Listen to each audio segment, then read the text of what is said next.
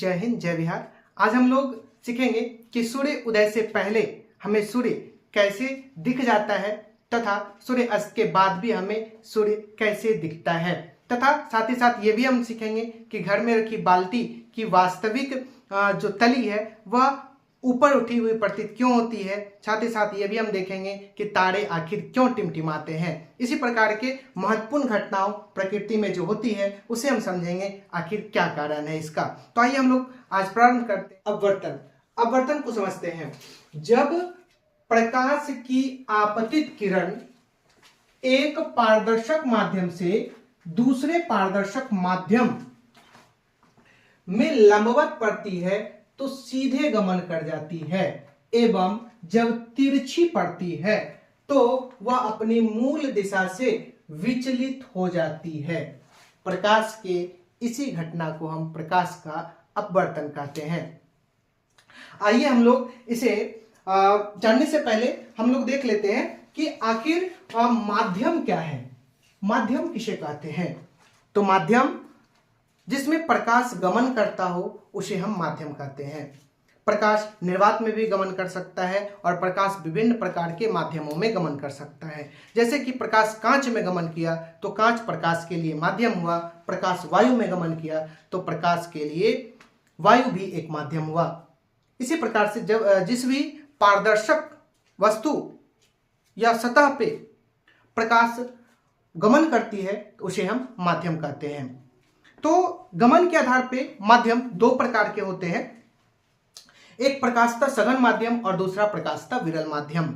जिस माध्यम में प्रकाश धीरे धीरे गमन करती है उसे प्रकाशतः सघन माध्यम कहते हैं, तथा जिस माध्यम में प्रकाश तीव्र गति से गमन करती है उसे प्रकाशतः विरल माध्यम कहते हैं। जैसे उदाहरण ले सकते हैं कि एक कांच और दूसरी ओर वायु।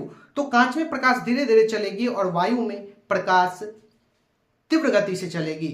तो कांच प्रकाशतः सघन है और वायु प्रकाशतः विरल है। तो आइए हम लोग सीखते हैं इस अपवर्तन की घटना को इस डायग्राम के द्वारा। तो हम यहाँ पे देख रहे हैं कि ये जो किरण है यह पारदर्शी माध्यम, यहाँ पे एक हमने माध्यम लिया। ये माध्यम में कांच हो सकता है या कोई भी माध्यम हो सकता है जिसमें पारदर्शी हो, प्रकाश आर पार आ सके। तो हमने ये पारदर्शी माध्यम लिया और यहां से एक आपतित किरण को खींचा। जो माध्यम की ओर आने वाली किरण होती है उसे आपतित किरण कहते हैं। और यह आपतित किरण को होना चाहिए कुछ इस प्रकार से, ये सीधे चलना चाहिए, लेकिन यह सीधा नहीं जा करके यह अपना मार्ग विचलित कर लेती है और यह अभिलंब की ओर मुड़ जाती है। प्रकाश के यही घटना ही प्रकाश का अपवर्तन कहलाता है। अर्थात जब प्रकाश की किरण किसी पारदर्शक या पारदर्शक माध्यम पर पड़ता है तो वह अभिलंब की ओर या अभिलंब से दूर हट करके निकल जाती है। प्रकाश के इसी घटना को हम प्रकाश का अपवर्तन कहते हैं। यहाँ पे आप लोग देख रहे होंगे कि ये आपतित किरण ये अपवर्तित होकर के मार्ग बदल करके निकला हुआ किरण, इसीलिए इसे हम अपवर्तित किरण कहेंगे। और इस प्रकार से हमने ये हरी लाइन से जो दिखाया है यह अभिलंब है, यह इसे हम अभिलंब कहेंगे। और यहाँ पे हम लोग देख रहे हैं कि अभिलंब आपतित किरण और अभिलंब के बीच एक कोण का निर्माण हो रहा है जिसे हम आपतन कोण कहेंगे, तथा अभिलंब और अपवर्तित किरण के बीच एक कोण का निर्माण हो रहा है जिसे हम अपवर्तन कोण कहेंगे। तो हमने यहाँ पे देख लिया कि अपवर्तन में दो प्रकार के कोण का निर्माण होता है, एक आपतन कोण और दूसरा अपवर्तन कोण। अब हम लोग देखेंगे कि प्रकाश जब सघन माध्यम से विरल माध्यम में चलती है तो वह अभिलंब से दूर हटती है, और प्रकाश जब विरल माध्यम से सघन माध्यम की ओर चलती है तो वह अभिलंब की ओर मुड़ती है। इसको हम इस प्रकार से समझ सकते हैं कि मान लीजिए आप कहीं भीड़ भाड़ वाले इलाके में जा रहे हैं तो आप कुछ हाथ को इस प्रकार से सिकुड़ के चलते हैं, अर्थात अभिलंब की ओर मोड़ के चलते हैं। और जब आप भीड़ भाड़ वाले इलाके से निकल करके खुले इलाके में चलते हैं तो आप अपने हाथ को फैला करके चल सकते हैं, अर्थात अविलंब से दूर हट के चल सकते हैं। तो इस आधार पे हम कह सकते हैं कि प्रकाश जब सघन माध्यम से विरल माध्यम में जाती है तो वह अविलंब से दूर हटती है, तथा प्रकाश जब विरल माध्यम से सघन माध्यम में आती है तो वह अविलंब की ओर सट जाती है। आइए हम लोग देखेंगे, यहाँ पे आप लोग इस उदाहरण को आसानी से समझ सकते हैं। आप यहाँ पे दो माध्यम देख रहे होंगे, एक माध्यम वायु है तो दूसरा माध्यम यहाँ पे हमने कांच दिखाया है।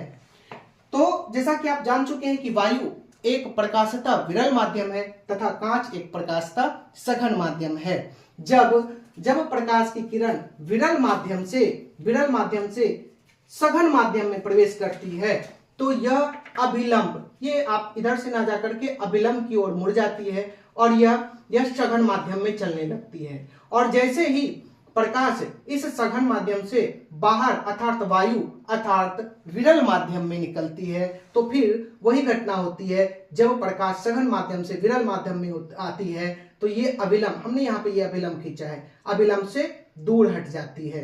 तो यही घटना प्रकाश का अपवर्तन कहलाता है। यदि हम लोग देखें तो अपवर्तन के दो नियम होते हैं जो निम्नलिखित इस प्रकार है। पहला नियम क्या कहता है? पहला नियम कहता है कि आपतित किरण, यहां से देख रहे हैं आप, आपतित किरण। दूसरा बोल रहा है अभिलंब, ये है अभिलंब। और अपवर्तित किरण, ये है अपवर्तित किरण, अपने दिशा को बदल करके निकला हुआ किरण अपवर्तित किरण। तीनों एक ही तल में स्थित रहती है। यह अपवर्तन का पहला नियम है। अपवर्तन का दूसरा नियम क्या कहता है? अपवर्तन का दूसरा नियम है कि किन्हीं दो माध्यमों के लिए आपतन कोण की जया एवं अपवर्तन कोण की जया का अनुपात एक नियतांक होता है।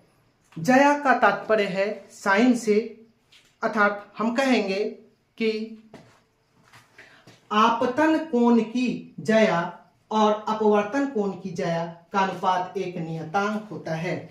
नियतांक जिसे हम म्यू के नाम से जानते हैं, अर्थात यह एक संबंध स्थापित हुआ जिसे हम स्नेल के नियम से भी जानते हैं, अर्थात स्नेल का नियम साइन आई बटे साइन आर बराबर म्यू, अर्थात साइन आई बटे साइन आर बराबर म्यू। म्यू क्या है, क्या दर्शाता है म्यू, यह क्या नियतांक है, इसे भी समझते हैं। तो म्यू पहले माध्यम के सापेक्ष दूसरे माध्यम का अपवर्तनांक, यह म्यू है। अर्थात हम लोग कहेंगे कि म्यू अपवर्तनांक को दर्शाता है। आइए हम अपवर्तन के कुछ महत्वपूर्ण उदाहरण को देखेंगे, महत्वपूर्ण घटनाओं को देखेंगे कि आखिर अपवर्तन होता कैसे है। आइए, पहला उदाहरण है कि पानी भरी बाल्टी की तल थोड़ा ऊपर उठी प्रतीत होना, ये अपवर्तन ही तो है। दूसरा उदाहरण हम लोग देख रहे हैं कि साफ नदी या तालाब के पास मछली की वास्तविक जो जगह होती है, वास्तविक गहराई होती है, उससे वह ऊपर दिखाई पड़ती है, यह अपवर्तन ही तो है। और तीसरा हम लोग देख रहे हैं, चौथे नंबर देख रहे हैं तारों का टिमटिमाना। ये तारे आखिर टिमटिमाती क्यों है? तो हम लोग जैसा कि जानते हैं कि तारे हमारे पृथ्वी से बहुत दूर है और जब तारे से प्रकाश चलती है तो उसे कई माध्यमों से होकर गुजरना पड़ता है। तो यहां पे हम लोग देखेंगे कि जब तारा से प्रकाश चलती है तो उन्हें सबसे पहले बहिर्मंडल, फिर हम लोग देखेंगे आयन मंडल, फिर समताप मंडल, फिर क्षोभ मंडल से गुजरना पड़ता है। ये प्रत्येक मंडल की परत अलग अलग मोटाई की होती है, इसका अलग अलग घनत्व होता है। अलग अलग मोटाई, अलग अलग घनत्व होने के कारण यह प्रकाशिता कभी सरल विरल होते हैं तो कभी प्रकाशिता सघन होते हैं, जिस कारण से प्रकाश का अपवर्तन होता है और हमें प्रतीत होता है कि तारे से प्रकाश निरंतर ना करके रुक रुक आ रही है, अर्थात टिमटिमा रही है। यही कारण है कि तारे टिमटिमाते हैं। अब एक प्रश्न उठता है, तारे टिमटिमाते हैं लेकिन सूर्य क्यों नहीं?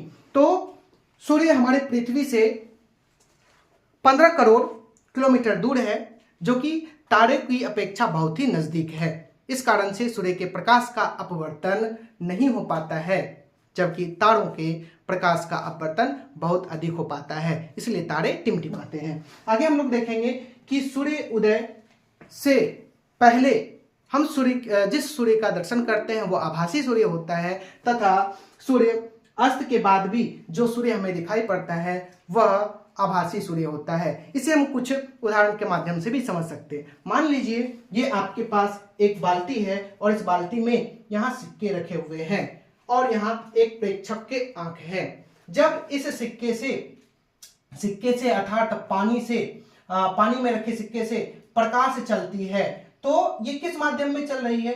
तो यह सघन माध्यम में चल रही है, और जब यह सघन माध्यम से ऊपर वायु अर्थात विरल माध्यम में आती है तो यह अविलंब से दूर हटती है। ठीक उसी प्रकार से ये किरण सघन माध्यम से जब विरल माध्यम में आती है तो यह अविलंब से दूर हटती है, और प्रेक्षक के आंख पर ऐसा लगता है कि यह प्रकाश एक अलग बिंदु से आ रही है जो कि आभासी ऊंचाई पर स्थित है। ठीक यही घटना सूर्य के साथ भी होती है, जिससे सूर्य उदय से पहले हम लोग जो सूर्य को देखते हैं वो आभासी होती है, तथा सूर्य अस्त के बाद भी जो हमें दिखाई पड़ती है वह आभासी सूर्य होती है। आगे हम लोग देखेंगे कि अपवर्तनांक किसे कहते हैं, इनकी चर्चा करेंगे। अपवर्तनांक क्या है, इसके हमारे दैनिक जीवन में क्या महत्व होते हैं। ऐसे ही अधिक जानकारी प्राप्त करने के लिए हमसे जुड़ सकते हैं। धन्यवाद।